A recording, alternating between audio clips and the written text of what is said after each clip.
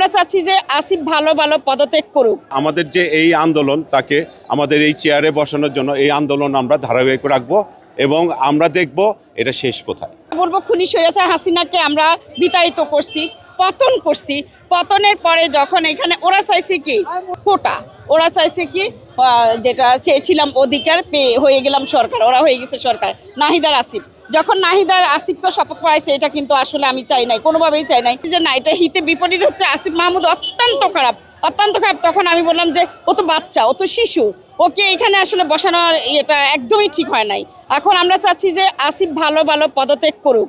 আর যদি আসিফ ভালো ভালো পদত্যাগ না করে তাহলে অবশ্যই যদি ঢাকাবাসীর জনরোষের শিকার হয় আসিফ কিন্তু মার খাবে এবং গণদোলাই হবে। এটা একদম সত্য কথা বলছি ভাই আমি। তো আসিফ আমি চাই এই মুহূর্তে এখনো সম্মানের সহিত পদত্যাগ করা উচিত। পদত্যাগ না করলেও যখন তখন মারি খাবে ঢাকাবাসীর হাতে। ও যে বাড়াবাড়িগুলো করতেছে, ইশাক ভাইয়ের যত ধরনের আইনি জটিলতা, গেজেট পাস সব কিছু কিন্তু হয়ে গেছে। এখন কিন্তু শপথ করতে কোনো আর বাধা নেই, তারপরেও তারা আটকা রাখছে দুই আসিফ মিলে। এটা কিন্তু ঠিক করতেছে না, বিশেষ করে আসিফ মাহমুদকে।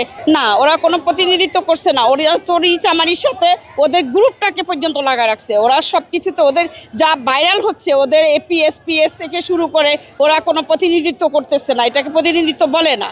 ওরা কোনো দেশের জনগণ, দেশের কথা চিন্তা করে কোনো কাজই করতেছে না। আমি বলবো যে এবার কোরবানিতে যা হয়েছে, ও কিন্তু রাত্রেবেলায় বলছে যে সব পরিষ্কার পরিচ্ছন্ন।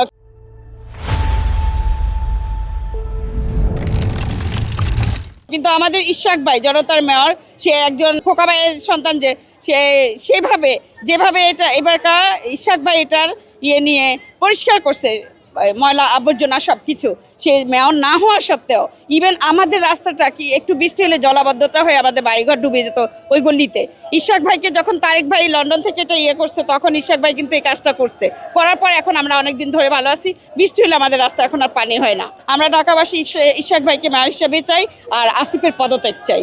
এক দেশে দুই রকমের আইন কিভাবে হয়? আপনি চট্টগ্রামের মেয়র যদি কোর্ট থেকে রায় পেয়ে তিনি মেয়রের দায়িত্ব বুঝে পারে, তাই ঢাকার মেয়র ইঞ্জিনিয়ার ইশাক কোর্ট থেকে রায় পেয়েছে, সর্বোচ্চ আদালত তাকে রায় দিয়েছে, তার বাদেও তাকে তার দায়িত্ব বুঝিয়ে দিচ্ছে না।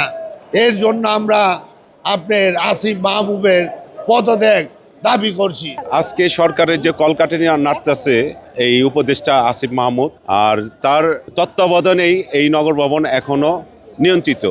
আর আমাদের যে মেয়র ইঞ্জিনিয়ার ইশাক হোসেন, সে আজকে আদালতের রায় নিয়ে তার সর্বোচ্চ যে আদেশ সেটা নিয়ে সে এই নগর ভবনের যে নগরপিতা হিসাবে অধিষ্ঠিত হয়েছে। কিন্তু সে আসিফ মাহমুদের যে টালবাহানা, এই কারণে সে অনেক কিছু পারতেছে না। কিন্তু আমরা যে আন্দোলন, আমাদের যে এই আন্দোলন তাকে আমাদের এই চেয়ারে বসানোর জন্য এই আন্দোলন আমরা ধারাবাহিক রাখবো এবং আমরা দেখব এটা শেষ কোথায়।